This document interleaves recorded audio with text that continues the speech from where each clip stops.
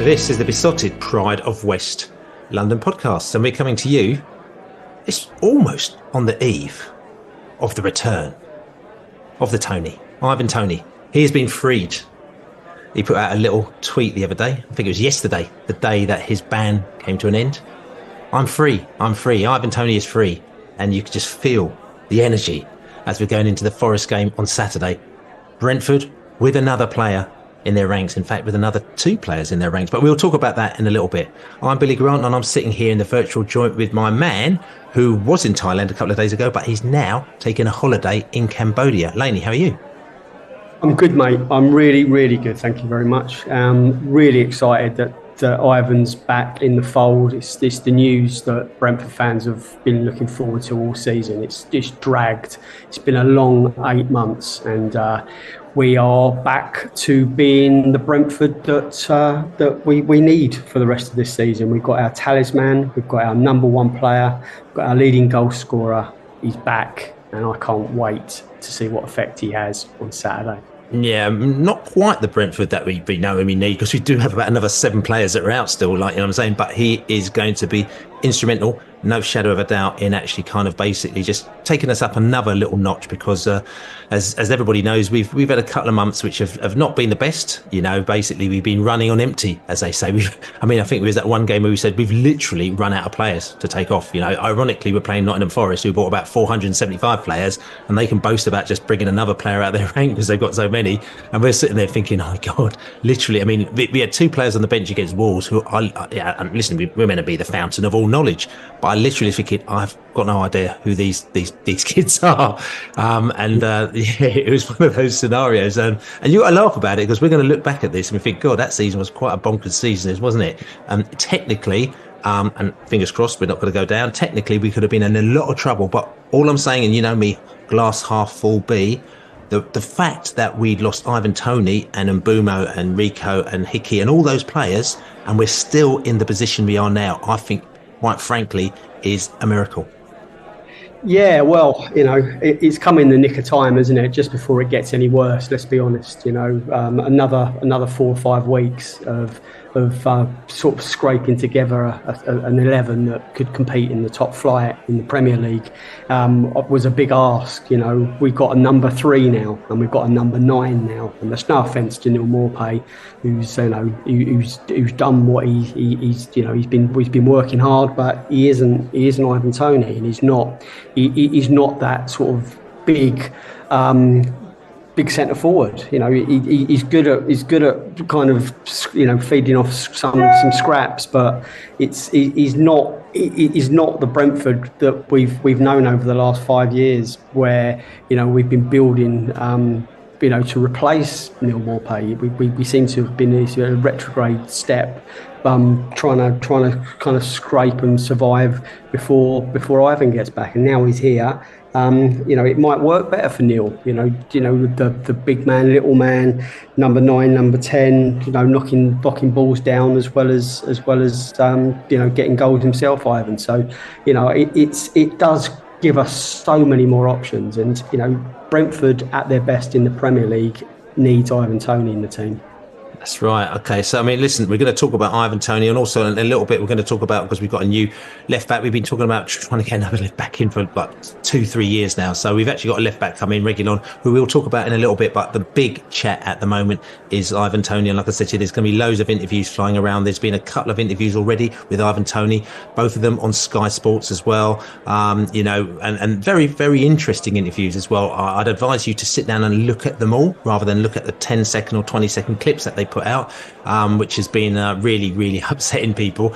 He did an interview with Darren Lewis, which is a little bit shorter as well, which he gave his little vibe about, talking about, you know, him coming back and how excited he is coming back and how much he wanted to pay back Thomas Frank and all the people for backing him as well. And then there was an interview that went up probably a day ago on Sky Sports as well, which has got a lot of people fuming, where he's talking about, like, you know, if a big club comes in for me, you know, obviously I always wanted to move to a big club in the UK. You can never say never. And a lot of people are sort of saying, you know, oh, Ivan, come on, you know, this isn't the right time for that. You know, you've just come back and we expected you to say that you're going to put your flag in the sand. And and support Brentford for the rest of it, and play for Brentford for the rest of your life, like, you know what I'm saying. So like I said, we could talk around all those things, you know, in a minute as we're going to talk about this, because I think it's very, very important. But first of all, and I know you talked about it, Laney, are you excited for Ivan Toney coming back?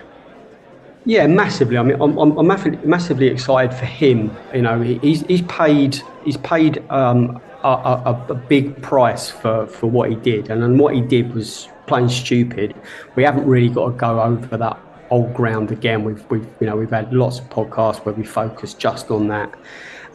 So now it's literally about a line in the sand and looking forward rather than backwards. And as I said on the intro, it seems to have been a long 8 months. And for a club like Brentford, as well as the player, it's been a big punishment for us. As well as him, and we've paid a big price for Ivan's absence. But so yeah, I'm really excited. It's come, as I said, right in the nick of time, just before it gets any worse, and it just seems it's written in the stars, you know, that he's going to have an impact straight away. You know, it's we've been creating chances, and it's been crying out for him to be on the end of them. And you know, now we can hopefully get the ball to the byline with our wingers and pull them back. And we've got someone there that's lurking, someone who's more natural and has got a bit more of a physical presence. So yeah, I'm really excited for him, and I'm just excited for the players around him, because you know they've been creating chances against some really excellent defences, and some of them need to have someone on the end of it as well, because it just makes their hard work pay off as well. So yeah, I think I don't see there can be any Brentford fans that aren't excited to see Ivan back. Okay, I mean, obviously we're seeing, I mean, I'm excited, I'm really excited. You know, I've done, like I said, a couple of interviews. One's going to be on BBC Sport the next day as well. I think I'm going to be on the Athletic podcast as well, and maybe another BBC channel. You know, sort of quite a few people want to know what our opinion is going to be, what fans' opinion. I can't give everybody's fans' opinions because you've all got your opinions, but I'm personally excited. I talk about as well the disappointment, and I think, you know, fans are going to laugh to say if they weren't disappointed when Ivan Toney, they found out that he got done for gambling, especially with the season that we had last season, okay? But the other thing that you got to think about is that if it's done, we've got to deal with it. You know, it probably could have been worse, you know, it could have been worse, and we've dealt with it, you know, admirably, and we've kind of come out of a hole quite well, and it's all about moving forward. Ivan Toney, we've got to ask a question though, you know, just listen, and I'm not trying to sort of cloudy his comeback and everything like that. Do you think Ivan Toney, because there was a thought that Ivan Toney didn't really care. We've seen a few interviews flying around, Laney. There's I'm not talking about his own self, not, you know, his own sort of, not say self-centeredness, but, you know, about himself, as in his confidence in himself. But I'm just asking you, do you think that he actually cares and he actually realizes what has been done actually after seeing him talk these last couple of days? He certainly seems a lot more humble and a lot more measured than he did in that Diary of a CEO podcast, which he did sort of, you know, 4 or 5 months ago. You can tell he really wants to just get back to playing football. The question, especially as it's Sky, and Sky pretty much have got 24/7 rolling transfer news on their TV channels and the sports channels. So it does serve them to have bullet points and sort of you know, quotes on rotation that kind of hint at possible transfer activity this window. Now, I think, you know, as Brentford fans that have been angered by the shorter clips of him talking about wanting to play for a big club and be challenging for titles and becoming England's #1 striker behind Harry Kane. He talks about all of that. I wasn't necessarily surprised to hear him say that. I don't think there's anything we didn't know already. Now, you know, you could argue that he should have just said, look, I don't really want to discuss that at the moment. It's all about Saturday. It's all about. But I think that was he knew the questions that were going to come. I don't think any of those questions hadn't been given to him in advance, and I think he probably okayed all of them. Yeah, I mean, you could always wish that he didn't carry on with a couple of those sentences. But I don't think any of us are naive enough to think that he actually said, didn't he, if the right money comes in. So he knows that Brentford will accept a deal for him if the right money comes in as well. So it's a Brentford situation and an Ivan Toney situation. I just don't see now. I mean, there was a time where I just thought he would kick a ball for us again, and it was just, he hadn't signed for that new agency to stay where he is. It looks now like we're going to be kicking his transfer into the long grass, and it will be coming in June rather than in January. But it's only 3 or 4 months away, isn't it? By the time he started, we're going to be in February before we know it, and then sort of like we're ticking down the fixtures to the end of the season. Then, so it's still an imminent situation, but it's not. It doesn't seem to be like one we're going to have to cope with this January or in the next week or so. So yeah, I wish he said a little bit less, but I don't think he said anything we didn't know already. I mean, one point that fans were a little bit sort of probably disappointed with previous to this, they never felt that Ivan kind of owned his kind of whatever's happened in this situation to get us, to get him and the club into this situation. They never felt that he owned it. Okay, and even like I said to you, when he did the Diary of the CEO, he never owned it. Now, looking at that interview as well, what is quite interesting, because he is a particular type. Listen, I don't know him, you don't know him. A particular type of person. One thing that you do know is he's very, very confident in himself. But on the flip side of that, also is like he kind of, like the Sky guy, to be fair, sort of said to him, look, I do find it quite hard to open up. And you can imagine, with a person like that with big personality, very confident in himself, he may find it quite hard to open up. Him not owning it, is that possibly due to the fact that he literally finds it quite hard to do that? And the fact is that to do that, you have to kind of, you have to go through certain, things within your head and within your body, and, and you just have to go through certain things to kind of get to that situation. And possibly him being out for 8 months and having loads of reflection time and realizing that he could do nothing about it. He couldn't, wait for 2 weeks and get back on. He couldn't get his agent to fix it. He couldn't get the lawyers to fix it. He just realised, actually, to speak honestly with you, actually, this is a mistake. This has happened now. I realise it. There's nothing I can do about it. I need to actually work out how I can move forward. And he kind of talked about that in the interview. And do you think that he has actually really now kind of come down to owning the situation so that he can move on? I don't think we'll ever really know. I just think, just because he hasn't broken down into tears and begged for forgiveness in front of cameras, maybe he has those kind of moments with his family. I don't. What you do in front of a Sky camera and what your true feelings. I don't necessarily think of the same thing. This isn't a shrink's kind of confession. This is just kind of put him PR in his return. And the questions, there's a couple of questions that I haven't ever heard asked. No one said to him, in the latest one, he sort of said, do you feel guilty for not being in the team for your teammates? And he said yes. But the question was, would you like to apologise to the fans for not being around? I'm not saying I think he should, but he wasn't asked it, so I don't think he's going to just say, I would really like to apologise to the fan, unless he's asked, would he like to, and he might say, he might just do exactly that. But even though he did mention the fans as well. It's not like a confession, was it? And I just think sometimes the interviewers are kind of a little bit wary about what they ask him as well. I thought it was a decent interview. I enjoyed listening to it, but it stopped short in a couple of places. The Diary of a CEO certainly did. I was really disappointed with that from an interviewer's perspective and a listening perspective. I don't think it was a great interview at all. And Ivan certainly didn't come out of it very well.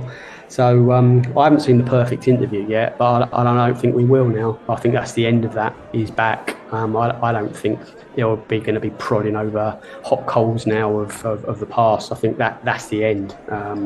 And maybe we're all a little bit bored of it now. We're not gonna get that kind of perfect redemption, in terms of an apology. And I think I've come to terms with it just being as it is now. I'm just going to enjoy him while we've still got him, whether it's 2 weeks, whether it's 4 months.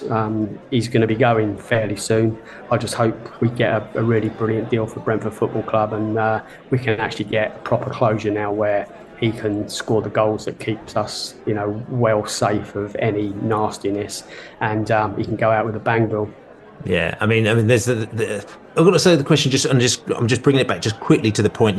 He said in this interview, I want to play for a top club, and people have just jumped on it from other clubs. Oh yeah, Brentford fans, you're so typical, you're so tin pot, player like that. You keep backing him, but he obviously doesn't want to play for you, and they're saying all these things. Okay, but again, we're trying to put it into context here as well. As Brentford fans, we've known players who've stuck with us through thick and thin. Kevin O'Connor's left for forever. You know what I'm saying? You got players, and in the old school days, that's what players used to do. Steve Ball stayed at Wolves far too long, to be quite honest with you. But he was loyal to that club, and he stayed with them, and he stuck with them through thick and thin, right? And we're used to that in the old days. Nowadays, if somebody stays with you for more than 3 years, you're thinking, oh my God, that guy's been there forever, right? As Brentford fans, we're so used to our players leaving, and we're not saying that because we're defeatist, but it's just the way that the club runs, because we are a particular size club, and until we get the income coming in over a number of years, we can't do the things that these other clubs do, and we're never going to throw money at footballers in the way that even Nottingham Forest does. You know what I'm saying, or Manchester City, or Arsenal, or all these other teams do. Maybe if you're in the Premier League for 12 or 15 years and you've accumulated 150 million each year, then things do change. But you have to get to that stage and do it in a process. So we've already sort of kind of got our head around the fact that Ivan Toney's going to leave, even though yes, it will be frustrating. Whenever that will be, we don't know. We probably, if anything, had kept our fingers crossed that he might have signed a contract extension because of the 8 months that he's missed with us. But I think that is kind of probably unlikely. But saying that, if anything, there's an argument to say that he might have actually gone last summer. So we've actually probably got him for a little bit longer than we expected. Ivan Toney saying that he wants to play for a top club, which obviously means it's not Brentford. It means kind of somebody who's playing almost like Champions League football. Were you a bit miffed when he said that? Not really. I mean, it takes a lot more to wind me up these days. But no, I'm not, because I'm not going to get involved in that big club bollock argument thing. Tin pot Brentford, our club's bigger than yours. Yeah, I mean, probably they're all bigger than us at the moment, but we're doing our best to address that. Every season that we stay in this division, that becomes a little bit more childish. It's about how well run your club is. History seems to not count past a certain point. It seems to be a sweet spot of history where some club fans, well, that's relevant, but before that it's not relevant. You talk to a Forest fan before about the history before 1970, and then it looks a bit different to the one that they're talking about, saying European Cups and all that. It was they were a nothing club before then, and we were big in the 30s and 40s, but that history somehow doesn't count. But do you know what I mean? It's just it's all semantics. It's all childish. So we're a selling club, and a wiser person than me has said that apart from 5 clubs in the world, probably everyone's a selling club. It is the way of the world, and we are a selling club because it helps balance our books. We're a selling club because it helps us with meeting our FFP obligations. We're a selling club because it makes us self-sustainable, and we're a selling club because it allows us to bring in more talent, and that's what excites the owner and the DOFs and allows us to kind of regenerate and improve. This season was always a car crash. We've said it 100 times. You take Ivan Toney out of that team, and it is as good as it can possibly be under the circumstances. Then you take out Rico Henry. Then you take out Brian Mbumo. Then you lose our best goalkeeper, and the one that comes in is a bit at the moment still. Then you lose Hickey. Then you lose Jensen. then you lose Norgard for a bit. Then you lose. Do you know what I mean? It's been constant. So this season is if we can just get nearer the halfway line, halfway point in the table, then it's been all that we can expect it to be in the circumstances. Now we are starting to fill big gaps. As I said, now we've got a proper number 3 while Rico's out. Now we've got our first choice number 9. Now we need to get Sharda back to fill the number 10 gap. Then we've still got Morpay, who's probably going to be an impactor from the subs bench. Now we've got KLP hopefully in a little bit of form, and now we've got Aya back, and then we've got our defenders looking strong, and we need to get the defence set. So we've got a lot of positives to focus on, and more importantly, our head coach Thomas Frank, he's got more options. He can now start fielding a strongest 11 for whoever we play, not just the only 11 of fit players he's got. Okay, and listen, and I know I keep bringing it back to this as well. We're talking about, you would like to have sort of said, how sorry he was to the fans, okay, but then maybe that wasn't directed to him. But what is interesting is he talked about how painful it is for his family, because he talked about the fact that his family comes and watch him every week, and all of a sudden, no, that's not going to happen anymore. And so he did realise how it's affected the kind of match going people, which is the family is obviously very close to him. He did also mention the fans as well, how the fans have been supportive of Thomas Frank, the players, the chef, has been supporters as well. So I'm just wondering as well here that, to me, it seems that I think that he kind of seems to have kind of realised the effect it's had from people in the stands, and also still he has been getting support from people in the stands. Yeah, there's been other people that have been going, I'm not really happy. And everyone's entitled to their opinion, and I can understand why people are getting frustrated and unhappy. And we've talked about it on this show where we're sort of, especially when we're going through a period where there's games that we know that we could have won if he's on the pitch.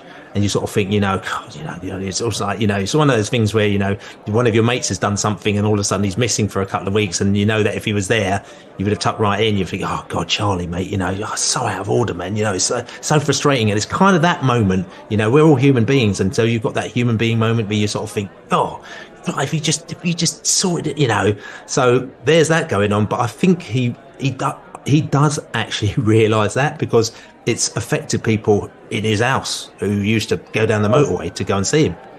But we'd know if the interview had asked the follow-up question was there. He failed to answer the right follow-up question. He didn't answer it. He didn't ask it. He spoke about his family. He should have said, well, while we're talking about Saturday afternoons being ruined, how about the fans? He didn't ask that question, and it wasn't for Ivan to ask that question himself. I don't think. Maybe he wasn't going to volunteer any more information in ways of apologies and opening up himself. He had to be asked it. He wasn't asked it. So I say that's a failing of the interviewer, not necessarily Ivan. I'd like to have heard the words, but he might have said them if he was asked. Yeah, okay, and just finally, obviously, like I said, Ivan's back this weekend. That means our team. We're going to talk about. Actually, maybe tell you something. Yeah, we'll talk about Ivan, then we'll come off and talk about it. So that means that things are going to change around quite a bit. Obviously, we talked about the fact that he's going to be going straight up front. He talked about the fact that he might be panting after 30 minutes. He might have to get taken off, which I thought was quite amusing, seeing the fact that he's been training quite hard. And it's actually interesting because, as you know, our mate, the mortgage as well, his son's actually bought a flat just behind the ground, actually, and he's been actually watching behind the closed door games. So he's actually seen quite a lot of Ivan Toney in the last few weeks, actually playing on the pitch, including I think the penalty that he took the other day, and and I think he even got one of the goals actually that he scored as well. I'm saying. So I haven't seen it myself because he wasn't there, but I think the point is that Ivan's back, and the excitement is there for the fans, and for us, for me anyway, it's now a case of very much just drawing the line and moving forward.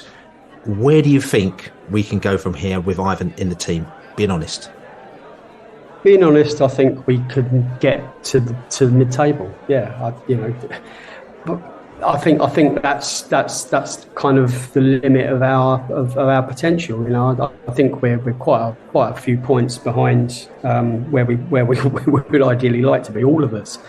I just want to see him start scoring, and I think the rest will follow. You know, it ends up being a bit of a domino effect. You know, he holds the ball up, and he gives us so many more outlets and options than we've got. You know, Neil Maupay is as I said, I don't want to pile in on the guy because he scored a few goals recently, and he scored a couple of goals. He just isn't Ivan Toney, and then we can start knocking the ball long again. We can start playing it in behind into channels. Ivan is able to then go out wide, and his passing and his vision, he can spot a pass. It just, a lot of it depends on who else coming in is fit. Is Sharda, how far is Sharda away? Is he going to start on Saturday? Is he still a week or two away? I think the excitement could actually get even more when the team drops on Saturday. So it just allows so much more confidence. Bill, we can go into some of the games not against the top, not against the Man Cities or what have you. Just feeling like, it's not like, can we get a point out of this? It's like, well, we should win this, and it gives us our swagger back. And as I said, I keep saying it, we've missed it all season, and now it's here. I just want to enjoy it. Okay, and finally, I'm going to say, in that interview, he said that he had a target in his head of how many goals he's going to score between now and the end of the season. Now, we're out of all the cups, so we're exactly halfway through. We've played less games than pretty much everybody else, so we've got 19 games to go, right? How many goals do you think Ivan Toney is going to score in those 19 games? Well, there's two things there, isn't there? I thought exactly the same. And the number I think he's got in his head, I reckon he's got the number 12 in his head. Ooh. I think he would like to. I think he set himself a target of 12. Now, he ain't going to share that, is he? No. If we can get 9 or 10 out of him, I think that would see us well clear. Okay. Okay. So interestingly, because if he's 12, that means he's going better than last season, because that means he would have got 24 goals, and he got 20 goals last season. So that means he's going better. I'm improving. You know what I'm saying? We've got a scenario where, we're going to have to see him hit the ground running, if he's going to get anything like that. So he's going to have to come out of the first match, and he's going to have to, in effect, he's going to have to score.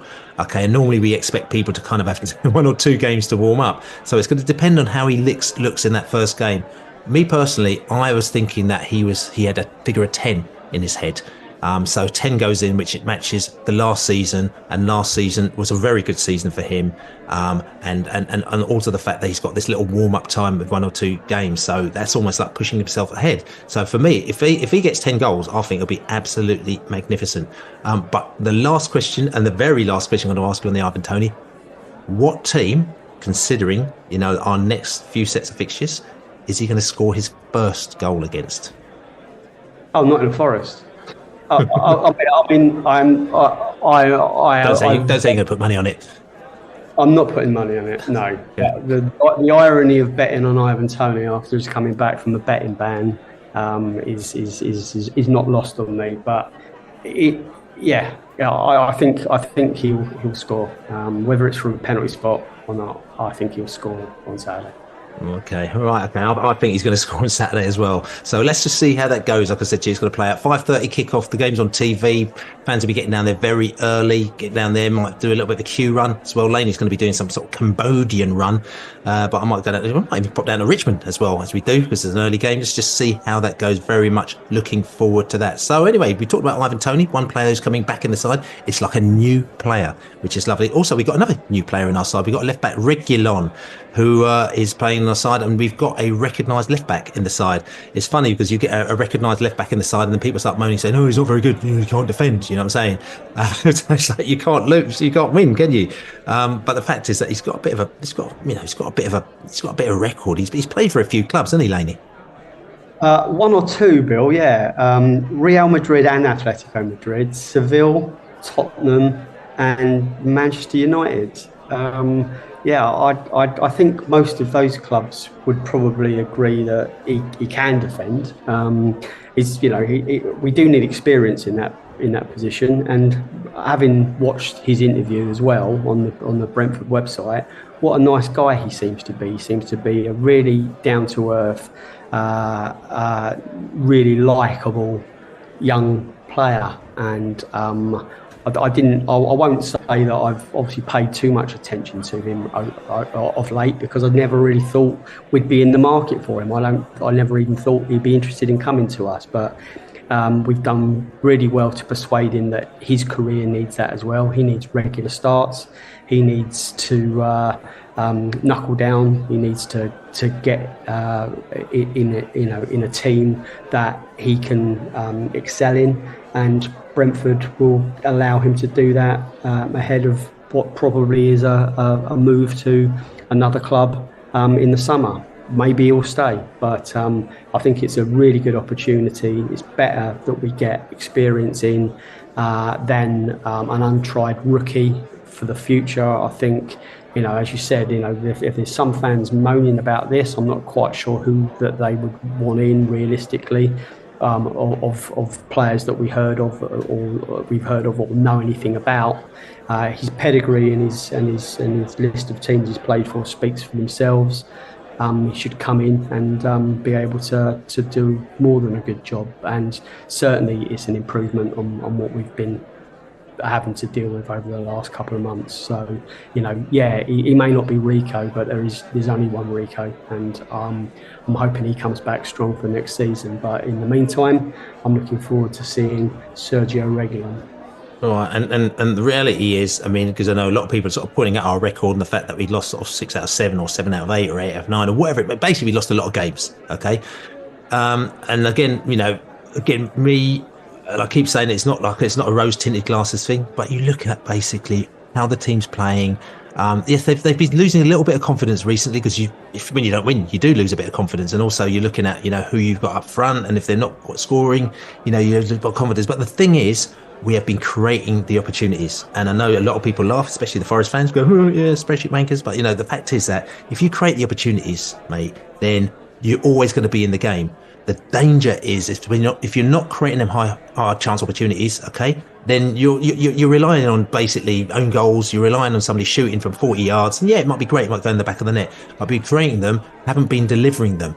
The worry has been in our defence, right? That's been the worry, because we've been letting in such stupid goals, right, and such soft goals, and just doing things which technically we shouldn't be doing. And that's because we're playing, an attacking midfielder at right back, what I'm saying, or bringing in somebody, as a wing back who isn't quite necessarily, up for that position. And you can see that opposition teams have been targeting us 100%. How many times have they put the ball across long, deep onto the other side, and then player comes in, bang, and back of the net, right? And he's not being tracked properly, right? Because person in that position, and those goals aren't necessarily, and this is what I'm trying to say to you, Laney, those goals aren't necessarily scored on the left hand side. They might be scored on the right hand side, but maybe the person on the right hand side isn't quite the standard that maybe that they could be, and they've noticed a weakness in that. But that person who's playing on the right hand side wouldn't be playing in that game if the person in the left hand side wasn't injured or out the game. Now what we've done is that we've actually kind of brought Reguilón in, who is also not an experienced left back, but then he's going to enable us to be able to play stronger players in the positions that they should be playing in. So for me, this is a massive thing. It's bigger than the striker thing. Ivan Toney, like I said to you, is good, but we have been scoring goals. We've just been letting in goals, and so for me, tightening up that defence, getting defenders coming back, getting Aya coming back as well. He played against Wolves as well. He's been missed, getting other players back in. Ben Mee coming back in, so he's within the framework. So all of a sudden, you've actually got more defenders. Beforehand, like I said to you, we were actually kind of playing our 5th and 6th and 7th, our choice defenders, in our defence, which is kind of like, oh, blimey, this is like, this is Premier League, so we've got to struggle. So I think Reguilón being in is going to actually be a bigger thing than Ivan Toney coming back.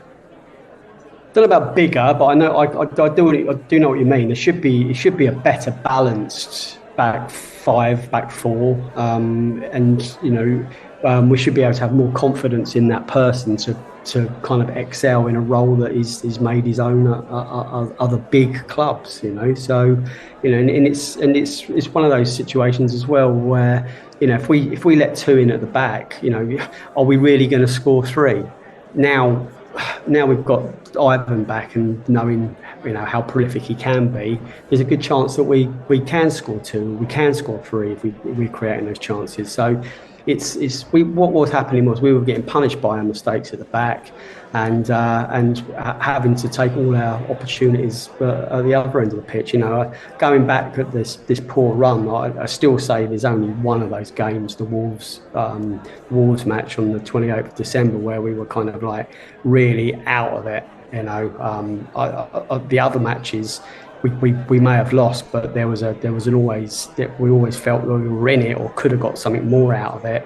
The Villa game, we got at least a point out of that. Crystal Palace away, we created chances. Sheffield United, we just looked dead. That was just flat. We're just running out of steam. So I just give it's the shot. We got shots in the arms and shots in the leg coming. We've got adrenaline rushes coming. There's energy now coming into that team, where it was kind of just like literally going through the motions. And you look back at some of those defensive performances and it looks shambolic at times. So we just need to get organised and, as you say, putting square pegs in square holes. It does help. Yeah. And just coming back to the Reguilón as well, a lot of people sort of saying, you're great up front, not sure about his defensive ability. I mean, obviously, like, he's a half-decent defender because he's played for some decent teams. But the fact is that one thing that we have been missing is the Rico Henry effect. Rico was very, very good at adding to our attack, instigating attacks. Okay, his speed, bringing the ball up, that was a massive thing for us, and we've missed that as well. Reguilón, excellent dribbler of the ball, okay, getting the ball up, crossing the ball in, actually an excellent crosser of the ball as well. So this can be bringing back Brentford back into this attacking game that we've kind of been missing. Taking the ball out from the back, bringing the ball out, and actually getting your fullbacks to actually kind of add to the attack. So this, for me, I think it's going to be a big part of Brentford's kind of DNA coming back for us. So it's going to be really interesting to see how it will pan out against Forest.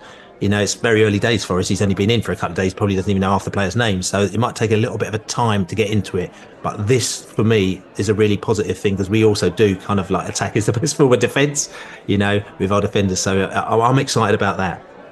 Yeah, and what Reguilón said in his interview was how impressed he was that Thomas Frank knew his game inside out. He was aware of, intimately of his strengths and how best to use him, and that was part of the reason he wanted to come.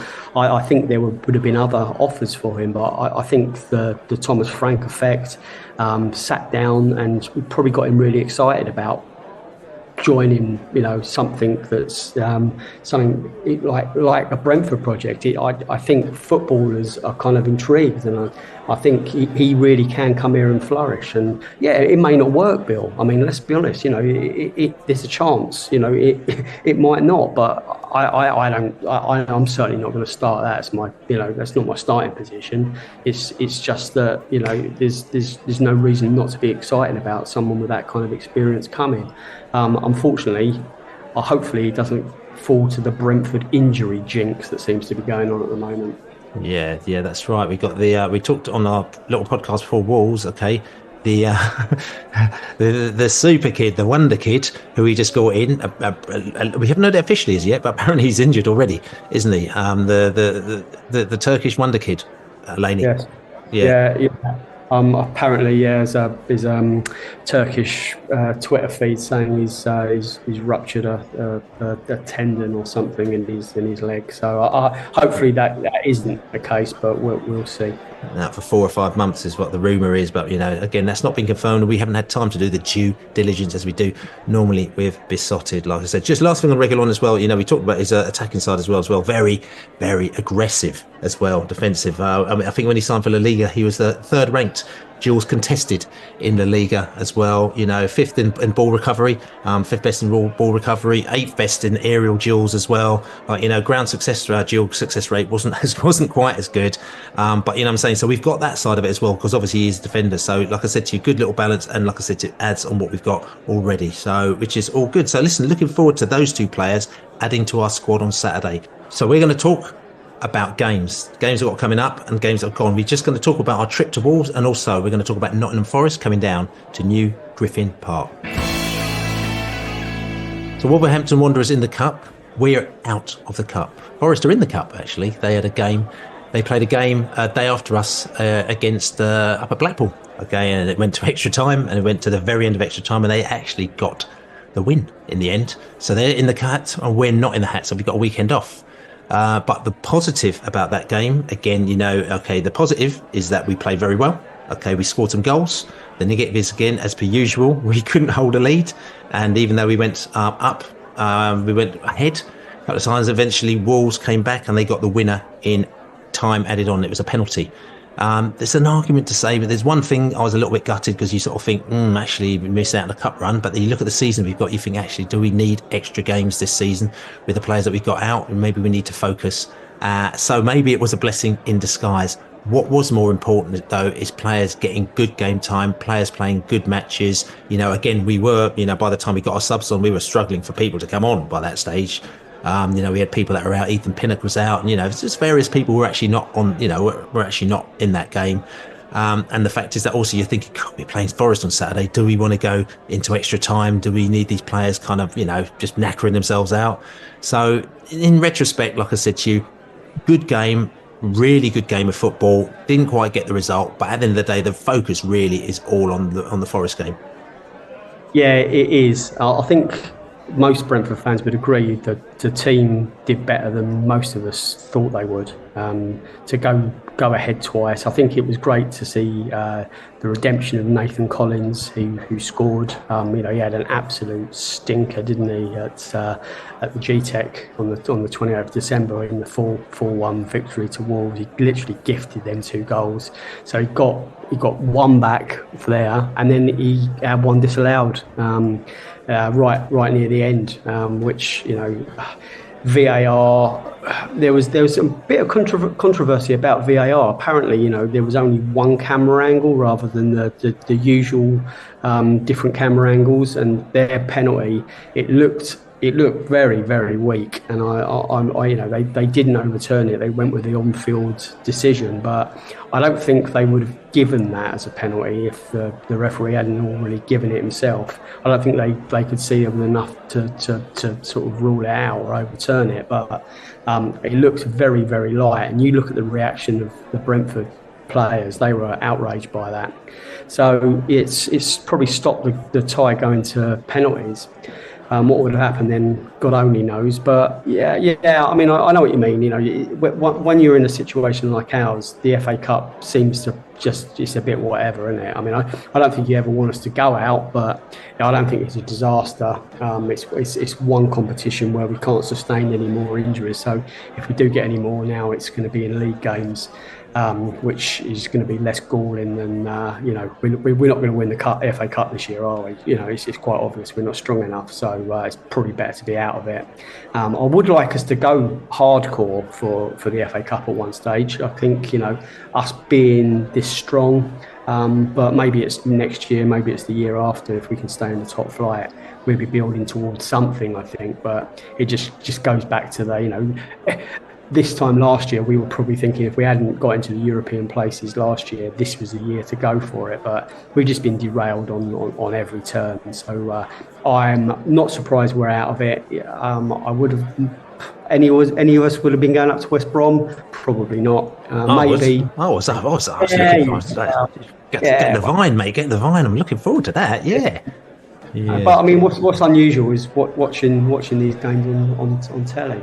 I'm so used to being there, home and away, year in year out. To miss a couple of games has been a bit weird. But say la vie. I'll be back and I'll be home and away for the rest of the season once I am. So talking about Wolverhampton Wanderers, talking about looking forward, talking about Ivan Toney coming.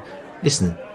Someone always lightens up the load. We've got JB in the house. JB's going to give us a little bit more facts and a little bit more bunk. Are you ready for this? I told you it was coming. Who? JB. And he's ready to stock it to you one time. Get it. Hello, Jonathan Birchall back again. So there'll be no trip to Wembley for another season, and no Brentford ribbons on the FA Cup. The nearest we've ever been is the 6th round, on 4 occasions. Although before our 1938 6th round appearance, we were actually the bookies' favourite to lift the cup. Of the 320 FA Cup matches we've now played, only 7 have been decided in extra time, with just 2 of those seeing us progress through to the next round.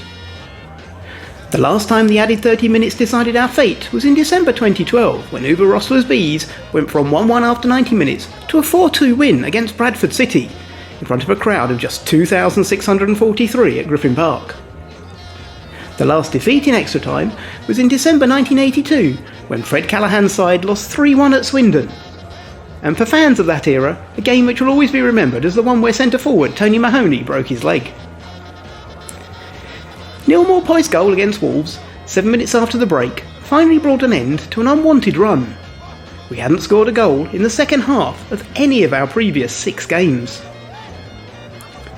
Full focus is now on the league, and we go into this weekend's game with half the season now played. For Saturday's lineup, we will be without Johan Wissa. He had been involved in our last 83 Premier League games, starting 46 and 37 coming off the bench. Not only was that the longest run for us, it was also the longest current run for any player in the Premier League. Saturday will, of course, see the long-awaited return of Ivan Toney, who scored in his last appearance at the G-Tech back in April, coincidentally against Nottingham Forest. Talk about home. Nottingham Forest are coming to our home on Saturday. 5:30 kickoff it's going to be. The Forest fans, they're actually screwing at the moment now because they've been pulled up on FFP. We discussed this, quite a few times on this podcast as well. And like I said to you, we discussed on our podcast our confusion as to, like, we're sitting there going, every time they bought a player, we just couldn't understand how they can keep on buying players. They bought more and more and more and more and more players, and it just kind of just seemed to go on. And we're just thinking, do the rules not apply? And then bang, they've just happened. Obviously, it's a 3-year cycle, and the rules are being applied to them. And Forest have been done for breaching FFP rules. And I know a lot of people, and we talked about it, have talked about Man City and Chelsea. Listen, we know they've done stuff, and they need to be sorted out as well. But our view is, and this is not a disrespect on the fans themselves. We're just talking about football clubs. Football clubs, listen, these are the rules, right? We have to play by the rules. You know what I'm saying? And we had to fight against Derby counties and your other clubs, in the Championship who are throwing bucket loads of money, which would have stopped you getting the Premier League if they got in there. And it's like, is that really fair? Because if you're not playing by the rules, so listen, you've got to play by the rules. And if you ain't play by the rules, then things kind of just come to roost, as they say. So not disrespecting the fans, the Forest fans as such, but we're just kind of just saying, look, it is what it is. And sometimes you get away with it and sometimes you don't. And it seems like the Premier League are obviously they've basically get such a hammering because they seem to get everything wrong. You know what I'm saying? So they seem to have tightened up a little bit, and Forest and Everton seem to be the clubs that have been sort of kind of victim up, or they're tightening up so they don't keep getting an absolute bollocking in the Premier League for completely and utterly sort of screwing things up and having one rule for one and run for the next. Nottingham Forest coming down. We've talked about them a lot, but tell you what, I'm going to go to Forest. I'm going to go to Scott Eley, and he's going to give us the lowdown on Nottingham Forest. I'm going to have a little chinwag with him about Forest and their situation and them coming down to New Griffin Park. D-Day, big day, Saturday. Brentford at home. The return of Ivan Toney. The revealing of Reguilon. There's all sorts going on Saturday. 5:30 kick-off, so plenty of time to get down the pub before the game and get yourself right hotty for it. And I've got someone on the line here who's up in the Midlands who's completely and utterly hotty for it. Scott Eley, Munich, Madrid. How are we doing, Bill? Not bad, mate. Not bad. How are you doing? Yeah, I'm good, mate. Yeah, it's been a difficult week, but we're all right. Yeah, I've heard you've been out this morning. Been out spending this morning. Is that right? Well, that's how we go in the East Midlands. We like to spend the money and don't worry too much about what happens further down the line. There you go, mate. You know what I'm saying? Well, hopefully you've actually kind of done a bit of calculations and make some amends. You're probably going to sell a few of them photographs behind you to try and sort it out. Is that right? Well, to be honest, we could probably do borrowing. Give me a crash course on Excel. I think that's what we need in Nottingham, particularly the accountants. Get those spreadsheets out. It can't be that hard, can it? That's right. Well, you know, the spreadsheet winkers up here in Brentford will be able to sort you right out with that anyway, which is all good. But like I said to you, listen, Forest man in the house. So listen, I'm going to ask you that before. Let's just forget about what's happened the last few days. Your season so far, just tell us about it. Has it been a good season? I would say it's been disappointing, I think. Obviously, Steve Cooper kind of held on to his job by the skin of his teeth, really, in terms of the pressure that was coming from the ownership. It wasn't coming, from the fan base. I think there's a degree of reality there. Obviously, there was a massive turnover in playing staff when we got promoted. So he did really a magnificent job, even though the season had been a struggle. To think actually, I think it's fairly unprecedented to have signed that many players and to get them playing to the point where we were able to stay up, in the Premier League, and we had some big results over the course of that season. We beat Liverpool, we got a good point at Man City, and obviously beat Arsenal just before the last day to keep us up. So it was brilliant, but we knew that the expectation was going to change over the summer. We did sign some good players. That's what we needed. But again, it's this scattergun approach where there's probably too many that came in. And I think Steve Cooper probably struggled with, the reality of the Premier League once you're in it. That actually what comes with wages, what comes with fees, players coming from overseas, was very different to what Steve Cooper found when he took over Forest, that he had a number of homegrown players, some players that were underachieving, and he got a real tune out of them and fully invested in the football club and the vision and uniting the fan base, which was the huge job. But yeah, it's not quite clicked. Obviously, we started fairly well actually, but then he couldn't figure out his best team, and then results started to dwindle to the point where I think you could see the new players weren't invested in what he was trying to do. The style of play, the counter-attacking game, cat and mouse, was actually, we've got better players now to be doing better in influencing games. And I think as that started to dwindle, obviously the results were not acceptable. I think it was 13 without a win. It wasn't acceptable. And personally, I think it had just ran its course, unfortunately. I think it just ran its course, and it was no slight on Steve Cooper. I think just with the changes and the success that he had almost immediately, it kind of caught up with him, really. Yeah, and obviously, we've got a little beef. We got a little bit of beef with Steve Cooper, as you're probably well aware. And Cooper himself, Brentford fans, and that goes back to his days at Swansea. Okay, when he was at Swansea, and there's various things that happened in the first playoff season with Cooper, him and Thomas Frank. It all kicked off a little bit, and since then it went off with them, and then the Swansea fans, and when he went to Forest, there's always a little bit of, oh God, I can't believe he's got to Forest. Like I'm saying, because now we're going to have to take that onto Forest. So in a way, sort of a lot of Brentford fans are probably quite glad that he's actually left Forest to a certain extent. But you really loved him, didn't you? Yeah, and I think Forest have been out of the Premier League for so long, and for a fan that's been going for since I was a 6-7-year-old. Once the Brian Clough legacy had gone, and we managed to kind of do a little bit in the Premier League with Frank Clark, but it's been kind of mission impossible. And the biggest, I think, one of the biggest issues is actually being able to unite the fan base. And if anything, that's what Steve Cooper succeeded in, where numerous amount of managers had failed. That he got the club and he got the fans, and all the right things were coming out in his interviews, very honest, but there was a lot of things going on behind the scenes in the city that he was doing that people were getting wind of. Always had time for people, been lucky enough to kind of have a chat with him, and it was just very informal and just a nice guy, very grounded. Obviously, he's Paul Smith clobber. Paul Smith is made in Nottingham, so all the clothing that he would wear was, that was all kind of coming from Nottingham, and very much, working with the young players, your Ryan Yates, your Joe Worrells, your Brennan Johnsons. These are kids that have been at Forest since they were, 6-7 years old, and to see them develop, I think, as people, not just as players as well, but to see those young people, develop, just to be really grounded young men, and it's just lovely to be a part of that. And obviously we got up, and he has given us a day that we will never forget. That's football, isn't it? You look back, and yes, it's all about the here and now, but you have to remember those special times, and Steve Cooper gave us that, and he will forever be a Forest legend. And sometimes the word legend is bandied about, but actually what Steve Cooper achieved in that time, he will go down in Forest folklore, no doubt. Yeah, and interesting because I spoke to you about Cooper when he started, and I said to you, not only the beef side of things, but I said to him about the footballing style that he played, especially with Swansea, which we thought we weren't down with it at all.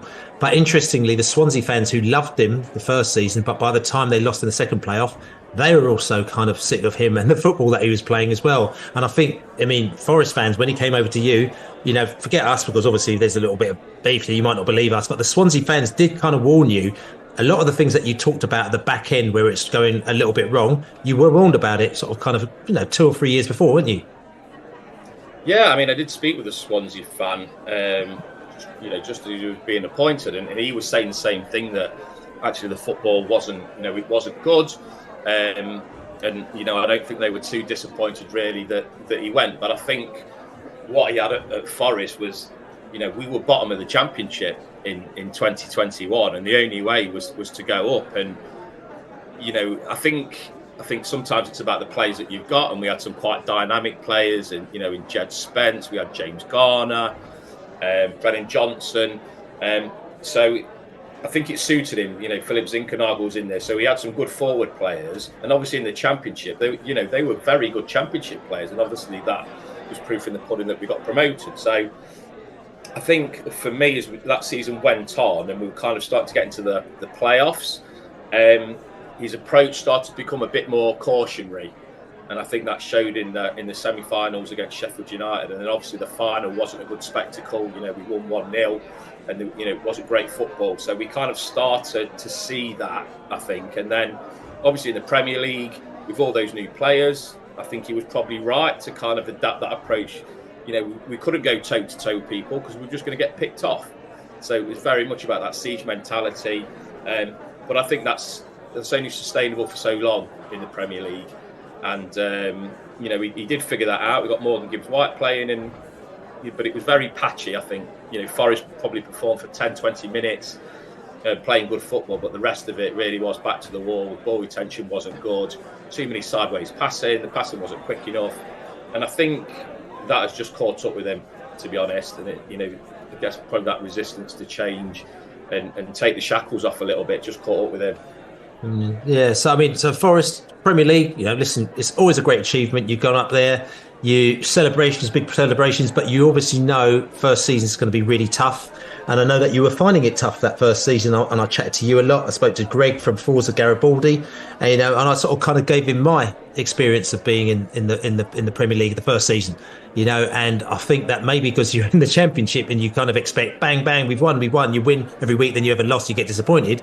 I said it's almost the exact opposite way round here, and you've got to just kind of literally eke out the points. You look at the games that you think you're going to win, right, and then you squeeze out a point here and there. Then you might get a win here and there. There's certain games that you think that you should win, maybe with teams in and around you, but then the key is when you get a result which is completely out of the blue. I said that's the one. So you cannot in this league sit down and say we are going to do X, Y, and Z, because it doesn't work like that, because you don't know that you're going to go and beat Man City, when you shouldn't do, or you're going to go and beat Arsenal when you shouldn't do. What I'm saying? So that's kind of where it went. So it's almost like for the first 6 months, or for the first 4 months, you were like struggling, and you're like going, we can't see the end out of this. And then the second 4 months, or then you kind of took a slightly different attitude on things and realised actually we got to be a little bit more practical about our approach in here in this division if we're going to survive. And then you got some big results towards the back end of the season. Yeah, I think it was very much like that. I think the first 2 months were tough. We got to not a bad start, but then it was kind of all downhill. We got hammered 4-0 at Leicester, and it was kind of like, is he going to go then? But fair play to the owner that he kept hold of him. And then just going into just before the international break, that came at a bad time for us because we moved out the relegation place. I think we'd moved up to 16th. We just beat Palace at home, and then obviously we had the international break, and that kind of knocked that momentum, took the wind out of the sails. Fully enough, Jesse Lingard was actually starting to come into some form around that time. But he was injured when we came back. He got injured at Man United, and then he barely played, from that point. So I think that momentum didn't help. And then we signed. Well, our transfer windows are always a mixed bag. So Danilo, what a cracking signing he was. Felipe from Atletico Madrid, Navas, great signings. But then we had Chris Wood and John Joe Shelby to kind of to see that on the other foot. So. It was a struggle towards the end of the season, but they found the belief and they stayed up when it looked like they were going to go down. So it was a great achievement. But as a fan now, you do go to those games thinking anything pretty much can happen, and every point is a good point. I see it in the Premier League. If you can pick up a point, it's still a good point because that others are going to be finding the same kind of issues. So. Funnily enough, the away form was terrible last season. The atmosphere has been fantastic at Forest, probably the best I've ever experienced, and that's been through the Clough days, unbelievable, the atmosphere. And that got us some good results against big clubs. And, I think we lost to Brentford last year with the dodgy penalty and the sending off of Henderson. Or was it 2-2? Did we scab one in injury time? I think we might have done. I can't remember, But yeah, it's kind of, we've been a bit of a funny team and we just haven't got that consistency. And you can't go into a new season thinking, right, we'll get a point against Man City, we'll beat Liverpool at home. It just doesn't work that way, in terms of a consistent pattern. So, this season we beat Aston Villa 2-0 at home and, pretty much played them off the park. And we're just a funny team. Yeah, I mean, listen, you're talking about, playing people off the park. You're talking about, it's interesting. You're talking about Wood, and all the other players that come in. Listen, we can't, listen, it's the elephant in the room now, isn't it? We've got to talk about, Forest and their signings because it is actually something that has really confused us. We sit here on this podcast. We talk about it on the Besotted podcast sort of quite a bit because we sit down there and we come to a transfer window and then you're just like racking up the signings. And we're sitting there going, I don't understand. How's this happening? Because we know that there's rules in place, but it's almost like you're sort of kind of just spending for fun and just kept on spending. And we just thought maybe the rules are different in the Premier League, or maybe it doesn't really matter, or maybe you're doing something very clever that we didn't know about. Then all of a sudden, bang, the chickens have come to roost. A few days ago, a few weeks ago, they said it looks like Forest may be in, football sustainability, FFP trouble, something that we all know very much about coming from the Championship, because you've got teams in the Championship who basically they want the big money. They want to go up to the Premier League. So they're thinking, look, we're getting 2 million, 3 million, £6 million a year TV money in the Championship, but we can get 150 million a year if we get Premier League. So if we go and spend loads of money and buy all the best players, then we're going to go up. So they take the gamble. Your Derby County is your favourite club. They did it. Sheffield Wednesday did it. There's other clubs that have done it, and they've got themselves into an absolute pickle because it doesn't work like that. And they've got themselves in trouble. Sheffield Wednesday, as you can see, they're just reeling. Derby County, they can't hardly win a game in Division 1, which like I said, you're probably very happy about. But the fact is that when you're sitting there as a club, as Brentford are sitting there as a club, and we're not getting on our high horse. And me and Laney talk about this on the podcast. This actual podcast, you're trying to do things the way that, inverted commas, it's meant to be done. Right? You've only got a certain pot of money. We're only a small club, so we can only buy and sell players in a particular way. Our owner, he's got money, but he's not going out and been buying everyone, lock, stock and two smoking barrels. We just got to do it your way. Now, if you're doing it the right way, you're expecting everyone around it to do the same thing. And we used to get a little bit disappointed with Derby County when they didn't, because you're thinking, you're cheating and we're doing things the right, and you're going to probably go up and get the money and we're not, because you're doing things that way. So you've got to see it as well from a fan's perspective, not having to go at you as a fan, but as other clubs when they don't kind of do things the right way, So I just don't understand. You said that you were out of players, but the spending that you did was ridiculous. You've got to admit that.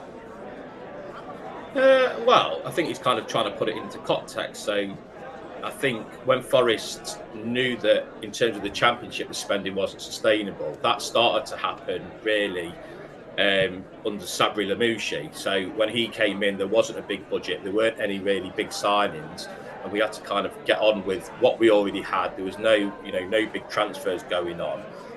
We got so far with that. It's a bit similar to Steve Cooper, exceeded expectations, but blobbed it at the kind of the last minute in the playoffs. Chris Hughton came in, again, not really any massive kind of money spent. And then particularly in that summer where he started, again, Forest were well in FFP and Championship in terms of those losses. But when you go to obviously that team that was struggling at the start of the season, Steve Cooper's obviously got a team, brought those loans in. So again, not big transfers spent. It was, loan fees to get us up.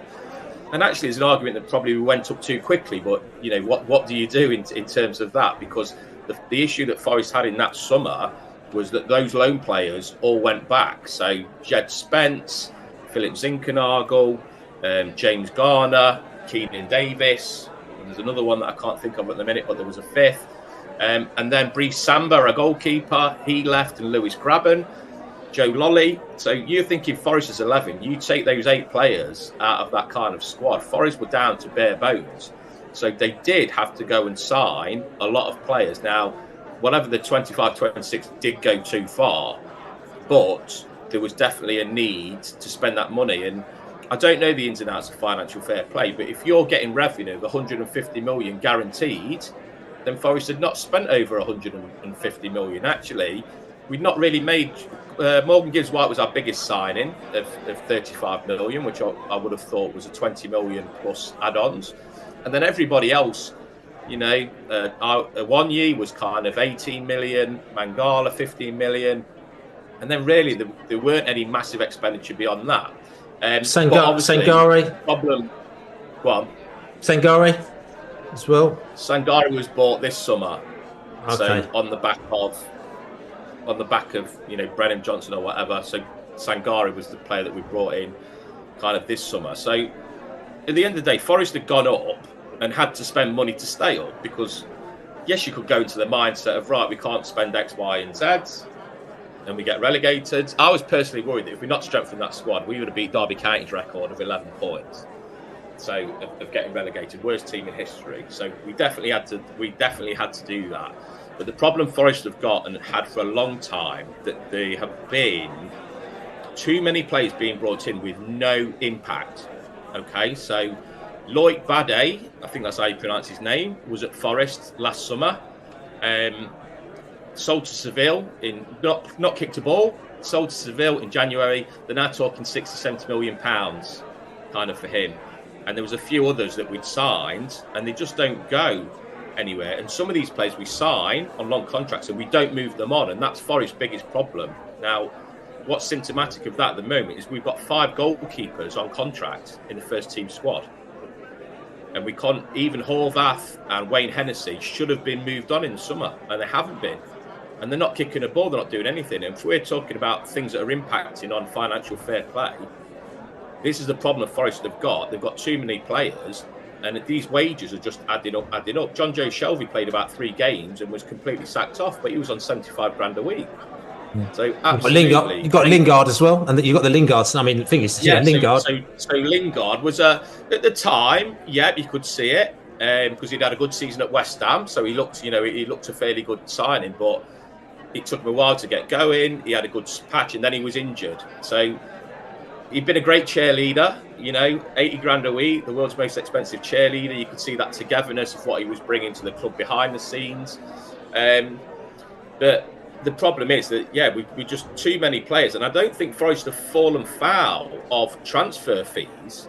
What Forest have fallen foul of having too many players. I don't think we have breached the FFP rules by that much, because obviously the mitigating circumstances that we've since then sold Brennan Johnson, which has then brought us back in within financial fair play. And I think this is the argument that Forest are But that's across. Yeah, but that's the year. Listen, there's a period and he was sold outside the period. If he was sold within the period, you might have just made it. But the fact is, the rules are the rules, and other teams have had to do it. They've had to sell players within the period, and you kind of got to stick with it. And the irony is, the team that he could have sold him to was the team that had been chasing him for a few years as well, which is Brentford, which we would have, if you'd taken the 30 mil that we'd offered you, you probably would have come in within FFP. But it's one of those things where you make the decision. And it kind of is what it is. But just coming back to it, and this has been a big discussion, because I know there's sort of things like we may or may not. What I don't understand is that there's 150 million a year, as you said, in the Premier League. So I'm actually really surprised that anybody gets anywhere near reaching FFP, because there is actually so much money, right? To me, it's not about spending money. People say, the more money to spend, the better your team are. It's not. It's about spending your money wisely, spending it properly. Okay. So, certain teams can do it. They could do a lot with £50 million. Okay. Other teams will probably buy a player and probably won't be able to afford to pay his wages on that money. So it depends on what you do. So that, I think this is where the issue is, where people trying to kind of water it down a little bit and say, it's not really a big issue. It's kind of like, you listen, you got money, your owners obviously got money. We're not even going to go into where that money's come from, because this is the podcast where we just, we don't want to we just don't want to go there, because some people do know, but we're not going to go there. We'll move on from that one. But he has the ability to spend, right? And he doesn't probably really care, and the rules are whatever they are, and he just probably carried on saying, I don't really care, I've got the money and I'm going to spend it anyway, and just whatever happens. So that's kind of what he's done, but it hasn't quite worked out. But if you were going to do it the wise way, and this is just me just saying, you would have got somebody in, you would have paid somebody a lot of money. I know you had Andy Scott from Brentford, but I'll be honest with you, he ain't the person that has been doing all the tricks at Brentford, to be honest with you. He was one of our ex-managers, and we brought him in as a scout who elevated himself after a while, then went off to Swansea with Steve Cooper. But bringing in somebody who's been able to let you actually spend your money in the right way probably would have been better. You're probably better spending £5 million on getting a person like that than spending the money that you did. Well, I think the issue that we've got, and again, it comes back to the club, is that they've changed recruitment strategies. We had a German guy come in the season that we got promoted, and we signed some players from the Bundesliga, and actually we signed some good players, but because we had such a poor start in those first few months, the owner got trigger happy and got rid of them. Now, those signings that the guy actually made have actually turned out to be good signings in the long term. But then we brought somebody else in, and that was to do with the Chris Wood signing, and it's been scattergun. We've got, I think the owner's son likes to be involved in these big transfers. So I think they're your Navas, your Felipes, your Lingards. He likes that glam around that. But just coming back to the Brennan Johnson point, and something that has come out kind of latterly, and this is something that I'm kind of really interested in, is that it was Brennan Johnson that turned the move down to Brentford, and I'm quite interested to see if Forest had actually accepted that bid, but it was actually the player that didn't want to go. So again, if that's a mitigating factor that Forest have accepted that bid to take them out of financial fair play, he was going to go. Brennan wanted to go, and it was clear he was going to go that summer. But that, again, if that's part of the Forest defence, is that actually we'd agreed a fee, we wanted to sell the player, but the player had kind of turned it down. Now, in terms of sustainability, you're completely right, and we've got to run it better. You can't keep signing that amount of players, and we are just hemorrhaging money in that respect. So we have to work smarter. But there's a difference. 17.5 million is a big difference. And if we're talking about Forest have sold the family jewels in Brennan Johnson, our best young player come through the academy. And then do Forest have a moral obligation to that player? They've actually, no, we're selling you, you've got to go, with a lad that's been there since he was 6 or 7. So I don't think it is all cut and dried. And yes, the rules are the rules, and we've got to do that. But I don't think these rules are right, to be honest. I don't.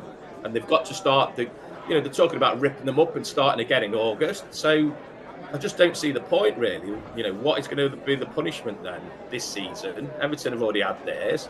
We're getting ours now, but you're going to change the rules again in the summer. So I think the Premier League are tying themselves in knots. This is the most lucrative league in world football. Surely you want clubs to spend as much money as they possibly can. Because I just think, Sheffield United, for instance, I speak to a Sheffield United fan and he said, we won't sign anybody. He thinks the owners are going to sit on that money and they might sell up. And it's kind of like, well, that's crap. And, you look at who's down there now, that gap is becoming bigger and bigger and bigger because of the financial implications of those clubs coming up. That you've now got Sheffield United, Burnley, and who's the other one? Sheffield United, Burnley, and Sheffield Luton. United, Burnley, Luton. Yeah, so it's kind of like, how on earth are they supposed to compete? I mean, Luton, for instance, it's just mad. So Luton are just going to almost like, if they don't stay up, they've banked 150 million. What do they do with that then? But we talk about football as a dream, and it's almost like you can get so far in football now, but the Premier League kind of curtails you, and it's a bit shit. If anything, our owner's been guilty of is being too ambitious and almost sprinkled with some arrogance in there about we'll get ourselves out of this mess. And it's good that we've been caught out and are hoping that the punishment is not severe enough that effectively it relegates us. Yeah, I mean, and just coming back to your point quickly, with Brennan Johnson, you could have actually sold in the previous window or the previous window before that as well, which would have helped your situation. And it's about planning as well. And also, you could have just not spent as much money on people. We're not selling anybody to Brentford. Yes. We're not selling anybody. The day the Forest not selling the family jewels to Brentford is the day that we pack up and we go out. Well, there you go. Well, that about sums up. And that's the end of the podcast, ladies and gentlemen. So there you go. Brentford brought down Nottingham Forest is that basically what we came here to talk about. But anyway, listen, let's move forward and let's talk about this game at the weekend because big game for us, as you know. Ivan Toney's back. We got Reguilon in the back in our defence. We have been, pretty appalling in defence. We've got some great defenders, but because we must basically just keep on disappearing and getting injured, we've really been struggling. So that's been tough for us. Up front, actually, we've got big players missing. As you know, Bouma's out, Ivan Toney's been out, Shada's been out, KLP's been out. We've got loads of players in and out. Reece has now gone off to the AFCON, which he did very well, actually, the other night as well when he played in his game. 1-1 game he scored as well, and he probably could have got another goal. But, we've got lots of players out, but we're creating good chances. So we're very excited for Ivan Toney to come back. And we were even more excited for Reguilon to come in and actually, as we say, regulate our defence, because our defence has been completely irregulated over the last couple of months. Nottingham Forest coming down as well. What are you expecting from this game? Well, I mean, most encouraging is that Forest are moving the ball a lot quicker under Nuno. And definitely playing much better football straight away. That's kind of been plain to see, and having a go. We've not been sitting back and waiting for teams to dominate. We've actually been starting to have a go, which has been quite refreshing, to be honest. So we've got injury issues. Morgan Gibbs-White is a doubt. He's been he's been put as a captain now under Nuno, who had him at Wolves as a young player. And Morgan Gibbs-White was really struggling this season, but he's been absolutely fantastic since Nuno came in. So if he's injured, then that's going to be a big miss for Forest, because he has been brilliant. Last night it was kind of they changed the team around, but Chris Wood has actually started to come to some goals. Until the Newcastle game, or actually the first game when he started under Nuno against Bournemouth. That is the best I've seen Chris Wood have. This period, he looks like a different player. It's absolutely mad. I can't believe the change. I was get rid, and he's really surprised me. He just looks a different player. We're playing a different way. We're getting players around him. So that has been a real positive, because I think we'd have to buy a striker, but he scored 5 or 6 goals now since Nuno came in. So that's been positive. And we'll just have to see kind of where we go. Nico Williams has come in and started playing well. Murillo, our Brazilian centre half, what a find he is. He's still got some work to do, but on the ball, he's absolutely superb. And it'll be interesting to know your thoughts on him after Saturday. Hopefully, he'll kind of give Toney a decent game, but Murillo looks a real good prospect, to be honest. And then we've got Dominguez in midfield, so Argentinian player, came in for Bologna in the summer, about £8 million. He started really well, but I think under Cooper he was really struggling. But he's been one who's come straight back into the 11 under Nuno, and he's got a couple of goals and he's playing well, so his confidence is up. So we'll see. I mean, we're still kind of what are Forest going to do? What they're going to play like, because it's still early days under Nuno. But against Newcastle on Boxing Day, Forest were brilliant. Played really well and deserved to win that game. Yes, for Brentford, I mean, we're not going to bang on about injuries because every team has injuries. And like I said to you, we've been for years without a glut of injuries. It's been very kind to us, and we kind of knew that we're going to get a year where it's just going to hit us, and it's hit us really hard. I mean, Norgard is out, who's a massive player for us. You talk about in midfield, so Norgard being out for us means that the person who controls that midfield for us is going to be out. So we have ways that we adapt. Whether or not Yanalt goes in there, who else goes. I mean, we haven't got Frank the Tank on Yeka because he's playing for Nigeria out in AFCON. But so we just have to deal with these things. So we'll see. So it could be quite an exciting game because there's quite a lot of change with us. There's some change with you. You've got a new manager who's got a different thought pattern on. Thomas Frank is obviously going to be very animated now that he's got Ivan Toney back. Ivan Toney's going to be absolutely, said it already, he's going to be absolutely potty for it. There's talks in the press when everyone's sort of going on about the fact that he said that he wanted to leave. We've talked about this on the podcast, him saying that he wanted to go to a bigger club, but you have to listen to the whole interview to actually take it into context. Which player in the Nottingham Forest side would actually say that they wouldn't want to go to play for, inverted commas, another big club if the opportunity came?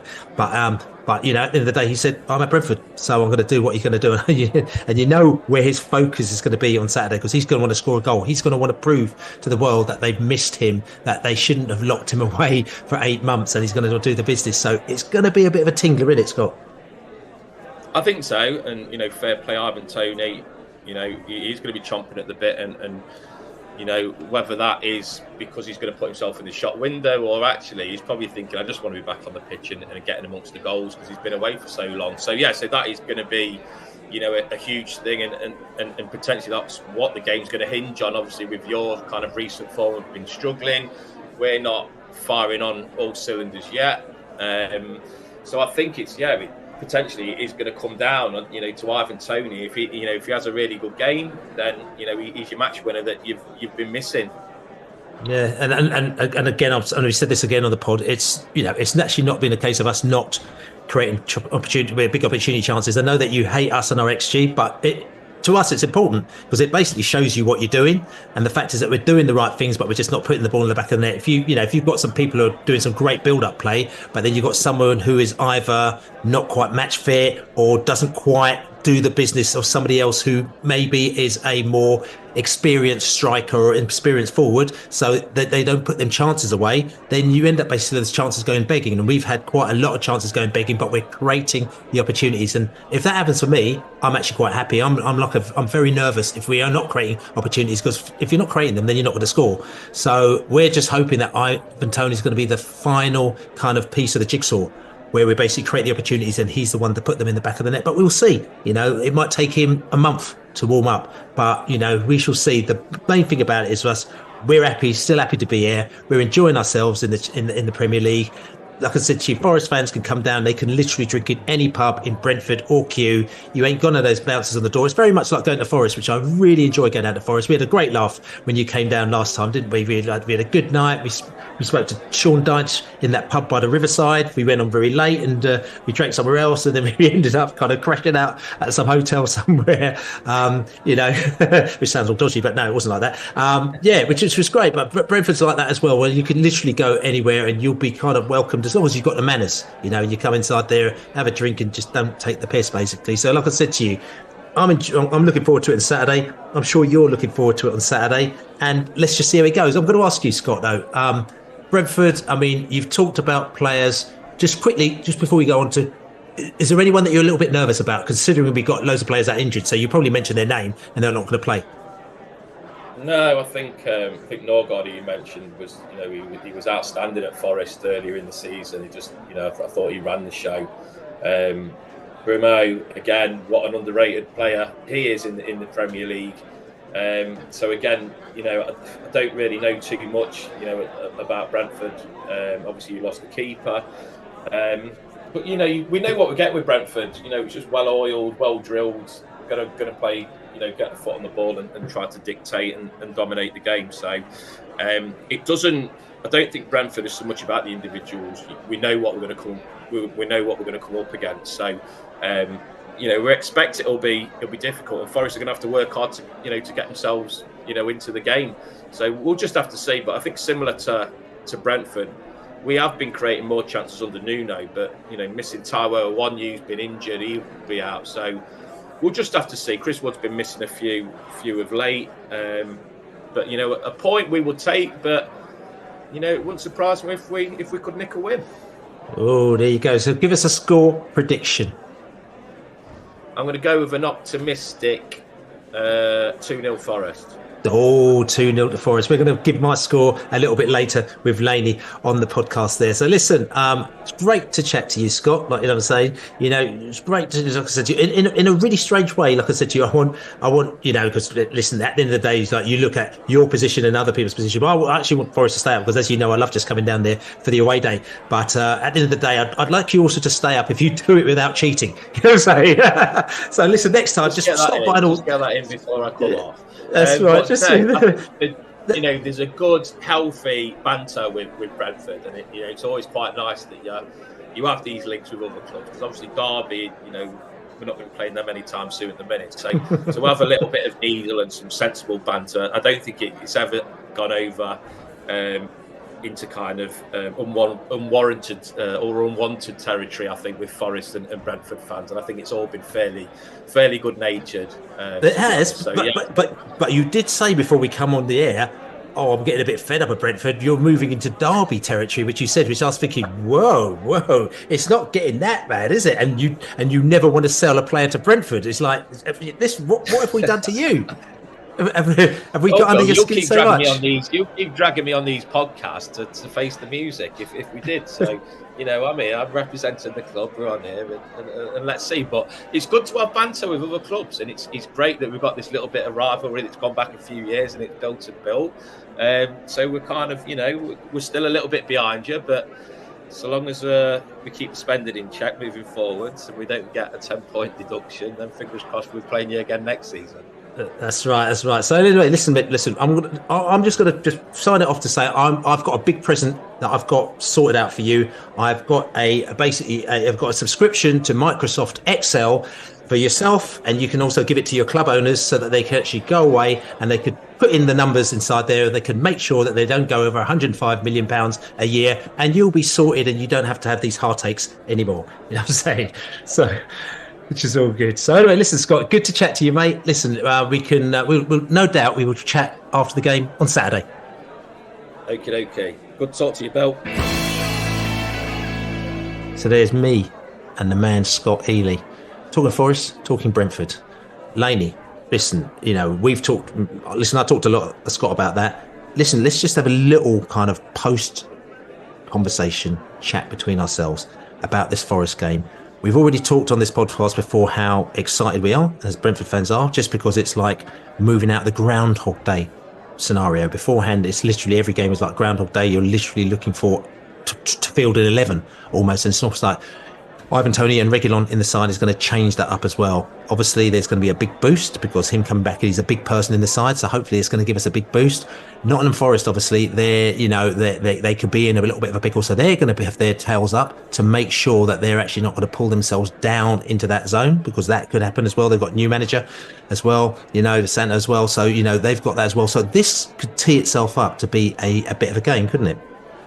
Oh, it's going to be massive. I think the atmosphere inside the GTEC is going to be off the scale. I think fans need to get themselves down the pub and have a couple of liveners, get in there and sing their hearts out. I think you add that to the debut of Reguilon and the return of Ivan. And if there's any other good news from returning players, I think it could be a night to remember. And taking nothing for granted. They're no real mugs, Forest, but they're on a real sticky run themselves. It's one of those teams that you probably would want to be playing in this situation. You obviously wouldn't want to be playing Man United or Man City or Liverpool or Arsenal or necessarily, possibly Newcastle, but it's one of those teams like Forest and Palace and Luton and Sheffield United and Everton, maybe not Everton really. It's the ideal opposition. They're capable of coming and winning themselves, but I think in these circumstances, I think we can give this a right good go, and we stand every chance of winning it. Yeah, and again, it's a little bit of irony, because obviously, we talked about Brennan Johnson. Brennan Johnson was Brentford been tracking him from time. So when he was at Lincoln, right, he wasn't even playing for Forest. We put in a bid for him when he was at Lincoln, playing the playoff final. Like I said to you, didn't quite get. He started off at 12. It's actually, like I said to you, a US side actually that put the first bid in for him, which is about 2 million to be got to. So it's actually an MLS side that started it off, and actually we came in, and then we came in higher than that. So 10, 12, stopped off about 14 or so. Maybe if we'd gone at 16, we could have got him at that time, but he was unproven in the Championship at the time, so we may have stopped off then. As we know, history goes, and we've basically been in for them because we believe that he ticked a load of boxes. Okay, so season, or window after window, we kept going in for him, and it went up and up and up. But as we say, right, and again, we're not saying it arrogantly, we just know this as well. The reason why we do have our difficulty in signing players is because agents do go, by the way, Brentford are in for them, and then next minute they go to the bigger clubs. The bigger clubs come in and put a wheelbarrow of money in. So Tottenham will come in. Next minute, as soon as they've come in, we're completely out the window. Just like Mudryk, who we were in for 2 windows before Chelsea as well. Then as soon as they come in and Arsenal come in, boom, it's gone up to 80 million from the 16 million that we'd offered for Mudryk, and we're out the window. So we need to make these deals and cut them early. Now, the point is, like I said to you, is my belief is that if Brennan Johnson had come in at that stage, we'd have done the development thing, like we normally do with players, like King Lewis Potter as well, 1 year's development, Jan Malek as well, 1 year's development, even though you pay decent money for them, because they come in there and they learn the Brentford way, and then they slip into the side and eventually become key players for you. As soon as you get the big money come in, the 60 million come in, Tottenham think he's got to deliver quickly. And then if he can't deliver quickly because he hasn't done the development, all the fans are on his back going, he's rubbish, he's crap. Now, I think he's a good player, but I think that he's made the wrong move. But the irony is that Forest, holding out for the big 60 million now, put themselves into FFP. I mean, to me, it makes no sense whatsoever. No sense whatsoever. Delighted that we didn't get him. Once it reached a certain point, and from what I've seen with my own eyes at Forest and at Tottenham, he's not worth that kind of money. Well done for Forest for getting him. Not well done for Forest for taking all their other spending so high that they needed that to put them within the rules. They've cheated. We haven't. If they don't think they deserve a points deduction, we deserve a points addition. The teams that have played by the rules shouldn't be. It shouldn't come at the detriment of those that have played by the rules. We've stuck within our spending requirements and our obligations, and we shouldn't be in an inferior position to Nottingham Forest. They have broken the rules. They knew what the rules were. If they thought they were being clever, and they seem to be using the Brennan Johnson delayed, we did it for business reasons. Well, you shouldn't have made all those other signings until you got the money in. That's what we've done. So it isn't fair. They can cry and say it's unfair. They're picking on us. There's the rules. If you break the rules, you get punished. That's what Ivan Toney said. He can. There's no point in him moaning about it. He did break the rules, and he got punished. I think Nottingham Forest deserve all that's going to come their way. Hopefully, it's nothing against them as a club. Not the fans, because the fans they make the decisions. The fans don't. As a Forest fans, and I'm not saying they're not, they need to take their anger out on their owner and those that have made those decisions. They're the ones that have put them in that position. They're the only people to blame are the ones that have been running the club. That everyone else is abiding by the same rules, apart from the ones that are breaking it. And the whataboutery with Man City and Chelsea, yes, that has to be dealt with. But that's not to say that everyone else, their misdemeanors should be ignored as well. Everyone that's broken the rules has to be punished. We're not breaking the rules. We cannot come off we cannot be coming out of this in a worse situation than those that have broken. It's not fair. Yeah, okay. We heard that as well. And like I said, you talk about that with Scott a little bit now. So it's interesting to see that, but, just going back to it, listen, we need to focus on the football. And just like we have to focus on our football with no players injured, and that's just what's happened because we couldn't afford to buy players. So we have to deal with it as well. Again, Nottingham Forest, again, they're in a situation where they've done something and they haven't got away with it, so they just have to deal with it. So it's almost like that Ivan Toney is, okay, let's basically reflect, let's realise the situation and let's just deal with it and just move forward, like, you know what I'm saying? So just quickly about Nottingham Forest, where their strengths are: counter-attacking, very strong; aerial duels, also very strong; attacking down the wing, strong; stealing the ball from the opposition is strong. Where their weaknesses is keeping possession of the ball, finishing scoring chances, avoiding offside, avoiding fouling in dangerous areas, defending set pieces, and they're very weak at protecting the lead. Again, with Brentford's record the last couple of months, we can't actually say if that's a good thing or a bad thing anymore. But like I said to you, at least we've got a couple of more little bit of armoury in our workforce now, in our armour. You know what I'm saying? We've got a couple more soldiers in our armour now, the armour to actually deal with that situation. Got a question for you, Bill. Strakosha or Flecken? Personally, actually, I'd probably put Strakosha in. I'd say, at the moment now, I would put Strakosha, but that's not going to happen, because they want to ensure that the goalkeeper remains confident because they believe that he can get to the next stage, and they probably see him much more than what we do.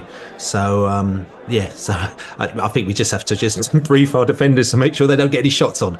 Is all I can say, because he doesn't seem to keep very many clean sheets, Fleck. And so I think for Forest fans, if there's anything that's one little bonus for them. They think at least we're going to score. So which is all good. So final thing, Laney, score prediction. Well, I think it's going to be a bonkers game, and I think Brentford are going to edge it. I think I'm going to go for Brentford 3, Forest 2. Oh, and I'm going to go Brentford 2, Forest 1. So looking forward to it. This is Besotted Pride of West London podcast. Looking forward to my Forest chums coming down. We've got Greg and his Forza Garibaldi posse coming down. He said he might even come down and go down to Richmond and go to the old Ted Lasso boozer as well. We might take a little trip down to Kew, so we may see him down there as well, and everybody else coming down. Scott Eley, as we said, we heard from before, and all the other characters. But like I said to you, very much looking forward to it. All Brentford fans, see you on Saturday. We've got Billy the Bee here in London. We've got Laney in Cambodia. See you later, everyone. Give them a cheer from me. Wish I could be there Saturday, but I'll be back for the Tottenham game. Come on, as we say, come on, you bees. It's Ivan Toney at the helm. You bees.